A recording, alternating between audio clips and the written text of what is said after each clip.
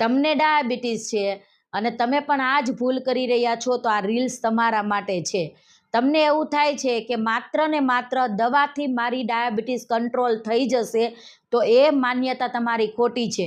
તમે તમારી કોઈ દિનચર્યામાં બદલાવ નથી કરતા, જેમ કે ખાવા પીવાની આદતોમાં બદલાવ નથી કરતા, નિયમિત કસરત તમારી દિનચર્યામાં એડ નથી કરતા, ઊંઘને મહત્ત્વ નથી આપતા, સ્ટ્રેસને ઓછા કરવાને બદલે વધારો છો, તો માત્ર દવાથી તમારી ડાયાબિટીસ કંટ્રોલ નહીં આવે.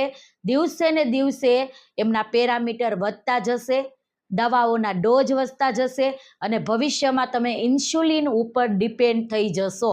અને સાથે સાથે તમારા મહત્ત્વના ઓર્ગન્સ જેવા કે કિડની, હાર્ટ, નર્વસ સિસ્ટમ કે આંખને તમે ડેમેજ કરશો.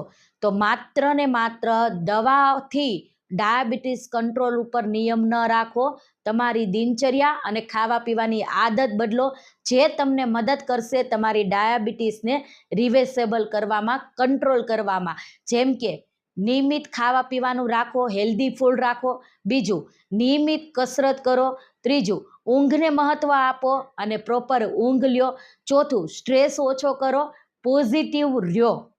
આ 4 પેરામીટર તમને મદદ કરશે તમારા ડાયાબિટીસને કંટ્રોલ કરવા માટે. ચાલો દુનિયાભરના ગુજરાતીઓને આપણે મદદ કરીએ સાચી દિશા તરફ, સાચી હેલ્થ તરફ. આ વિડીયો એવા દરેક વ્યક્તિઓને શેર કરો જે માત્ર દવાઓ દ્વારા પોતાની ડાયાબિટીસને કંટ્રોલ કરી રહ્યા છે. તમારે પણ દિનચર્યામાં બદલાવ કરવો છે તો કોમેન્ટ કરો ડાયાબિટીસ, હું તમને મદદ કરીશ. Thank you.